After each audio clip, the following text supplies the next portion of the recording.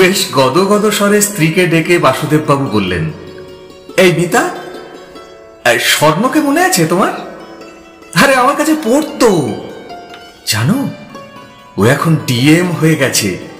ভাবতে পারো, এই বয়সেই জেলা শাসক। হোয়াটসঅ্যাপে লিখেছে, স্যার আপনার পায়ের কাছে বসে একদিন লেখাপড়া করেছি, সেই জন্যই আজ এত দূর আসতে পেরেছি। মিতা অর্থাৎ মিতালি ব্যানার্জি কোনো উত্তর করলেন না। বাসুদেববাবু বললেন, কই কিছু বললে না তো? একটু খিটখিটে ভাবেই উত্তর দিলেন মিতা, তোমার ছাত্ররা তো দেশে বিদেশে বড় বড় জায়গায় আছে, তাতে তোমার কি হলো? বলি, তোমার জীবনযাত্রার কিছু পরিবর্তন হলো কি? কোথায় কোন ছাত্র কি হয়েছে তুমি একেবারে আহ্লাদে আটখানা। বলি, তুমি কি পেলে বলো তো? সমস্ত আবেগগুলো হঠাৎ উধাও হয়ে গেল বাসুদেববাবুর মন থেকে। মনে পড়ল অনেক কথা।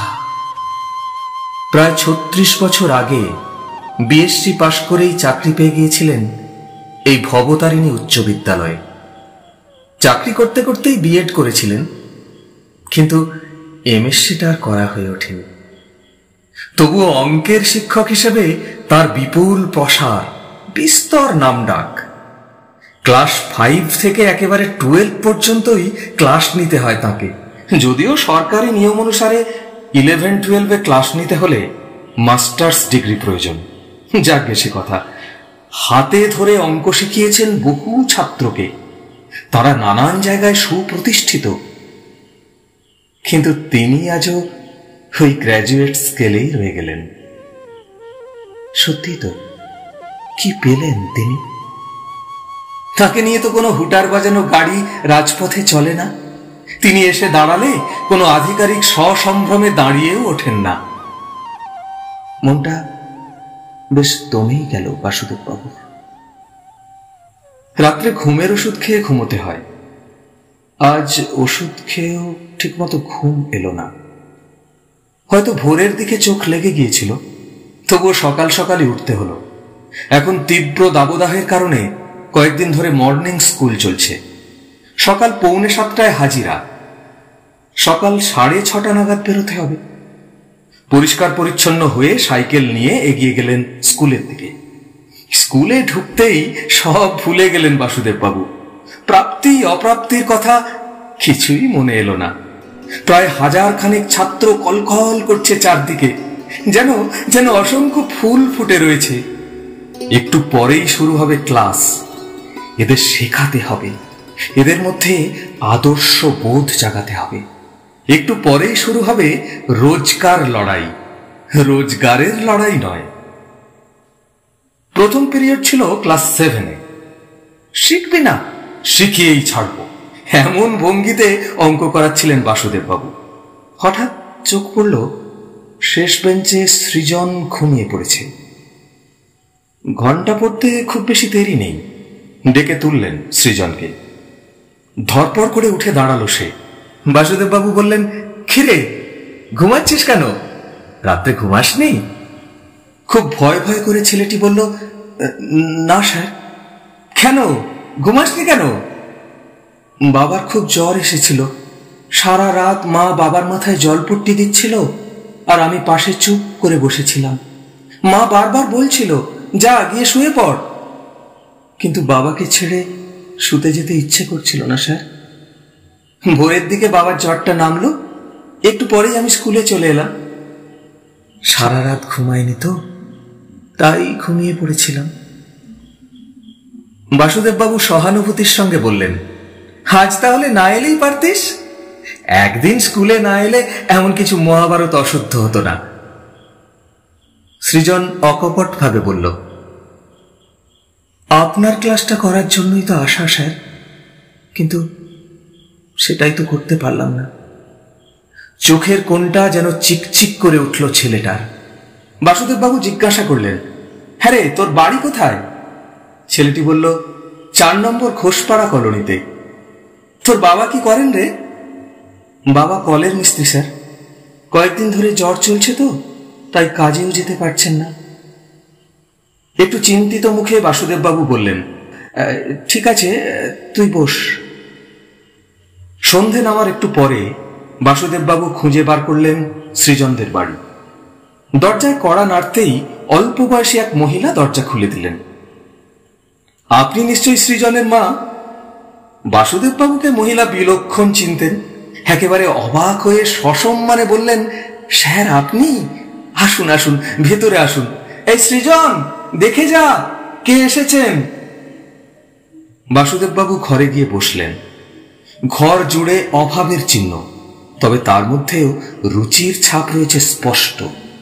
সৃজন কাছে এসে দাঁড়াতেই বাসুদেববাবু বললেন, হ্যাঁ রে, তোর বাবা কেমন আছেন?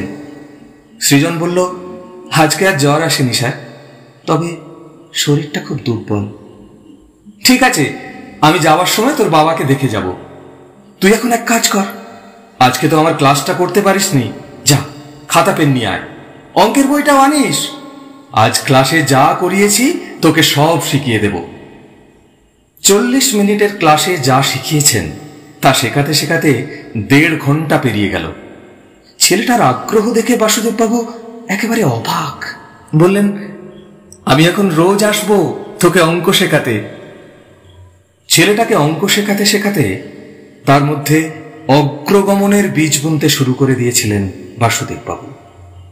ছেলেটা অনেক দূর যাওয়ার স্বপ্ন দেখতে আরম্ভ করেছিল। একদিন বাসুদেববাবু বললেন, তোর সবচেয়ে প্রিয় বিষয় কোনটা রে? সৃজন বলল, অঙ্ক আর অঙ্কন। ভালো বলেছিস তো, দুটোই চালিয়ে নিয়ে যেতে হবে একসাথে।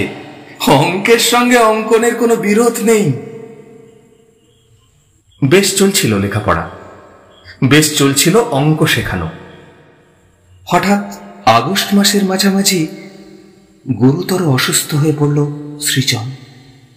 ডাক্তাররা ঠিকমতো ধরতে পারলেন না রোগটা। ভেলোর নিয়ে যেতে হলো শেষ পর্যন্ত। বাবা মার সঙ্গে ভেলোর যাওয়ার সময় স্যারকে প্রণাম করে সৃজন বলল, স্যার ফিরে এসে আবার কিন্তু শুরু হবে আমাদের অঙ্ক শেখা। কিন্তু সৃজন আর ফিরল না। শূন্য হাতে ফিরে এলেন ওর নিঃস্ব বাবা মা। খবর পেয়ে ওদের বাড়ি দেখা করতে যেতেই বাসুদেববাবুর পায়ে পড়ে হাহাকার করে কেঁদে উঠলেন ওরা। আকাশকে যেন বিদীর্ণ করে তুলল সব হারানো দম্পতির কান্না। বাসুদেববাবু চোয়াল শক্ত করে বসে রইলেন। যখন উঠে আসবেন তখন সৃজনের মা একটা ড্রয়িং শিটে আঁকা ছবি বাসুদেববাবুর হাতে দিয়ে বললেন, এই ছবিটা আঁকছিল সৃজন শিক্ষক দিবসে নিজে আপনার হাতে দেবে বলে। ছবিটা হাতে নিয়ে বাসুদেববাবু দেখলেন সৃজন খুব যত্ন করে তার মাস্টার মশাইয়ের ছবি এঁকেছে। জীবনের শেষ ছবি এঁকেছে সৃজন। একটু অসম্পূর্ণ রয়েছে ছবিটা। নিচে লেখা আছে, আমার আদর্শ। বাড়ি ফিরলেন বাসুদেববাবু, থমথমে মুখ। গিন্নি এসে বললেন, কি হলো, এরকম চোখ মুখ করে আছো কেন? ছবিটা এবার ঘরের টেবিলে নামিয়ে রেখে চিৎকার করে কেঁদে উঠলেন 59 বছর বয়সের বাসুদেববাবু। কান্না থামলে বললেন, মিতা, আমরা মাস্টার মশাইরা হয়তো অনেক কিছুই পাই না, কিন্তু আমরা যা পাই আর কেউ তা পায় না, কেউ না।